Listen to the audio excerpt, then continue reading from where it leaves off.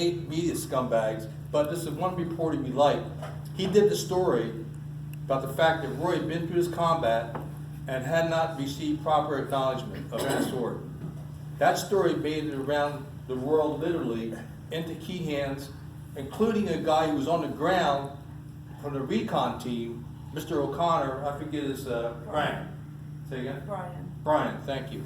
So Brian O'Connor was on that team, and he was the one who read about it somewhere outside the United States, came in, filed a statement, and worked with Eric on the details that are in the book. And because of that, they got the ball rolling, and eventually got the Medal of Honor 10 years so later. And we'll take it from there. 13 years. 13, thank you. Years. So please, from there, we're welcome to our SF community here, and we're honored to have you and to talk a little bit more about your dad, and we're off and running, okay? Okay, great. Can I get a band-aider? I was about 11 years old when my dad received the medal, and up until that time, the first 11 years of my life, my dad, I get this question asked a lot, what was he like? And to me, he was just dad. He didn't present himself as a war hero. He never talked about his Special Forces days, Green Beret days, none of that. We didn't ask. And he was just dad. He was your typical funny dad. He was strict. He had expectations of us kids. The bad words in our household were stupid and shut up. I didn't know any other word other than that, but I knew that I shouldn't say that. And if we said that, he really was upset with those words. My dad was funny. He was a jokester. He made us laugh all the time. He was more strict with my brother than with the girls, and for whatever reason. But his father and the man who raised him, his uncle, had high expectations for the honor of the Benavidez name. And so we all grew up honoring that name, and we didn't dare do anything that was going to jeopardize that. So we kind of knew, don't hang around with the bad people, don't do bad things, because the pain that I would see on my father's face if I had was far worse than anything else, and that was what he instilled in us. So my dad, my mom, funny story is my mom, her time was Friday night bingos. And my dad, on the weekends when he was home with us, he was the one in charge. And so my mom would go out on a Friday night, go play bingo with her sisters. And my dad, for whatever reason, Noelle and I, my brother, got in trouble. I don't even know why we got in trouble, but we got in trouble. My brother was probably the one who did something wrong and took me down with him.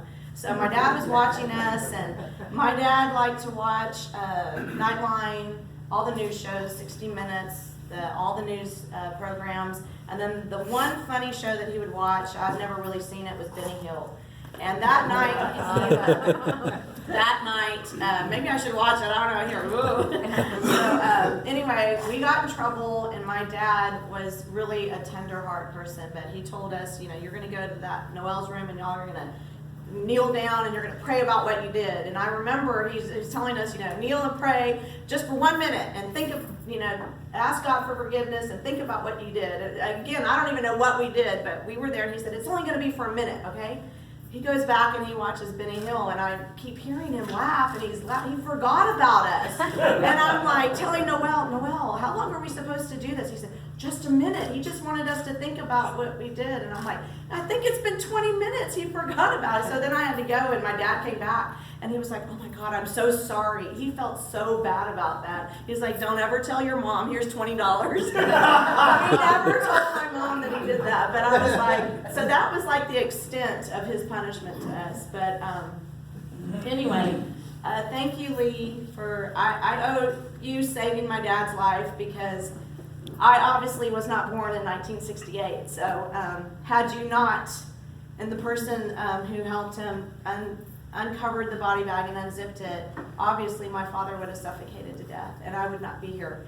So that in and of itself is very overwhelming to me, to know that I have a purpose. And since my father's passing, I wrote a book, and I feel like he's not here anymore to carry on his legacy. So it's up to me and my brother and my sister. And so my father, when he received the medal, I didn't know anything about his prior experience. Like I said, he didn't talk about it. But the week before we went to Washington for him to receive the medal, Secret Service people were coming to our town of El Campo, and they drove us to school. They were checking out the town. They were checking out our family, our history. They bugged our phones, apparently. They tapped them. My mother did not like the intrusiveness of them being there, but apparently they had to do that. And so it was a whole week of them being in our town, and we were having meetings with all the Benavidezes because we were all flying up there. And that's when I got the first glimpse of the notoriety that came along with what my father had done and his fame. And then when we got back and the whole town greeted us in our town of El Campo, that was also a glimpse of, wow, my dad's somebody important. And then people started talking about me and saying, well, you know, people think you're this and that because your dad received the medal. And from that moment on, I went and talked to my dad about it because I didn't want to be seen as anybody different, because that's the way my dad raised us. And my dad was the type of dad, and this was his catchphrase to me, Yvette, you're okay, the world's wrong, you're okay. And so I grew up from then on thinking, I'm okay.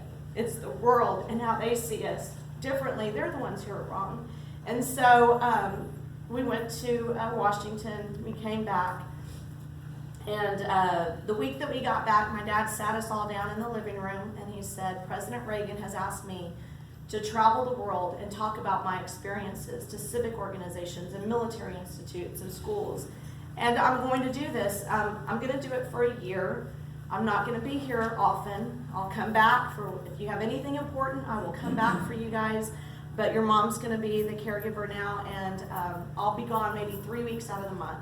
And then I'll come back. And I remember with my selfish self saying, are you sure, you know, why do you have to do this? And are you sure it's just going to be for a year? And he turned to us and he said, I promise, it's only going to be for a year.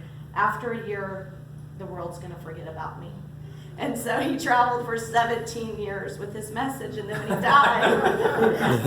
when he died, I feel like it's a duty and an honor for me to help carry on. And so I wrote a book, and I wrote this book because I'm an educator and I teach 4th grade writing, and my students every year would ask me around Veterans Day and all those important days where we honor and remember our military men and women, and they would always ask, you know, is there a story about your dad that I can read on my level? And that's the key word, my level, because we have a lot of students who are not on their level, and they're struggling students in this world. And so I wanted to write a book for those students, maybe 2nd grade through 7th, who could read about my father's history, know his story, and walk away being encouraged and inspired to never give up. And that's the theme of this, because he never gave up, and he had so many opportunities to give up.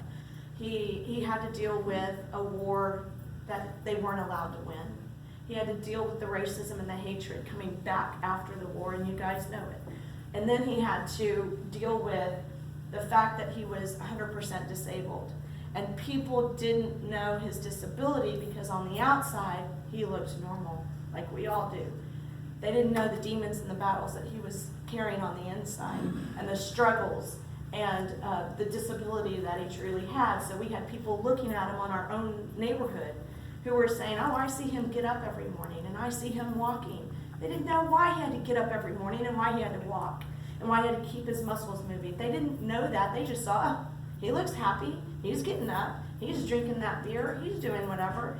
And so my dad still had to deal with the hatred and the criticism and the racism. And so it never ends. It never ends. And so I wanted to write this book for those people, so those kids, and even the young at heart. There are adults out there who admire the book that I wrote and who want to read it. But I wrote this for them, to never give up, because my dad never gave up. And in the course of me seeking out more information about my dad, I got to meet Lee. I've met so many people who knew him and who have their stories, behind the scenes stories of my dad and his struggles. And I love hearing about it. Yes, it's overwhelming, but I love hearing about it. I've done a little bit of research myself because it's a journey that I'm on. I'm having from the time that I was born until my father passed away, I knew a certain Roy Benavidez. And then after he died, I started learning about another Roy Benavidez. The man who, my parents didn't show that much affection. Maybe it was the time era. But I knew my dad and my parents loved each other, but they were private people. And so I've learned since then that my dad adored my mother, adored her, and every letter that he wrote to her or every picture that he sent on the back had to my one and only Lala. Love Roy Benavidez, Roy. And I never knew that about my dad. I never knew that he kept these scrapbooks. I mean, you don't typically know of men keeping scrapbooks, but my dad kept scrapbooks, and he'd write. It was almost like a journal, and he would have a picture and then write about the picture. And I never knew that about him until after his passing, when I was finding all these little things and digging up things. I also found out that my dad had a traumatic brain injury that has never been discussed. I went after his medical history, and believe it or not, his medical history, they sent it to me on a disc, and then a couple of days later, I got these 2 huge boxes full of papers, and I was like, what is this? Somebody sent me something. It was his medical history, and it's like about this tall when you take it all out, of his medical history, things that I had no idea happened. But he was riding a motorcycle out of the country, and he got hit by a hit and run, and they don't know how long he was unconscious, but his medical reports indicate that somebody found him, took him to the emergency room, and they thought he was inebriated because he couldn't think, he was slurring his speech, they thought he was drunk. And so they sent him away and said, I'm sorry, he just needs to sleep it off. And then a couple of days later, he was still having issues, bad headaches, he was still slurring his speech, he had hiccups for days that wouldn't go away. And this medical report indicates that he took himself back to the emergency room because something was wrong. And he spent 56 days with this traumatic brain injury that nobody diagnosed or helped him recover from, and then was put into the emergency room and then a hospital and stayed there another how many days. And he had to go through therapy. Water therapy was the therapy that they indicated in the medical reports, that he was going through water therapy to help him regain all of his senses again. And this was before any of that happened in Vietnam. And so these things I'm learning about. So here's a man who overcame a traumatic brain injury and then did his first tour in Vietnam and stepped on a landmine and was paralyzed, recovered from that, and then went to the May 2nd mission in Vietnam and was almost put in a body bag. The guy has 9 lives apparently. He just couldn't.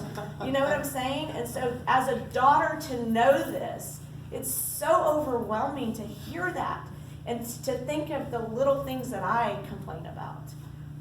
You guys have been through it. You have the same battles and wounds and scars. So you guys, just as much as he is a hero, you guys are heroes too. And I recognize that, and I wish more people would. So thank you for the opportunity to speak. I love talking about him because I'm an expert at him, so I know.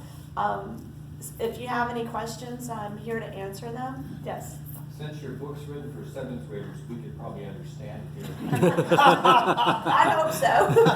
Can you dumb them down a little bit for the rest of us? I wrote it for the young at heart. Oh, Tango Mike Mike. I'm trying to read Yes. it with my eyes. Tango Mike Mike, that was his call sign. And Is it on Amazon? it is, and you can order it through me. But yes, it is on Amazon and Barnes & Nobles. How do you get the I most money? self-published it. How do you get the most money? Amazon or you? Me, yeah. And that was one thing that my dad taught me. My dad had co-authored 3 books, and he went through a private sector, a traditional publishing firm. And with a traditional publishing firm, he taught me they're going to keep the majority of your money. He never told me if you write a book, you do it yourself. But through his knowledge and through him talking to me, I kind of put 2 and 2 together years later. And I do feel like I'm very intuitive when it comes to my dad. I feel like his spirit is always with me. And that's just whispers from God, I call it. But I learned when I was writing this book that I could go the traditional route and have them take all my money and me never hardly see anything, but it wasn't about the money, or I could do it myself. So I chose to do it myself, and that was from my dad. So we get it from you through the internet? No, through a personal website, and I'll share that with you. Okay. Yeah.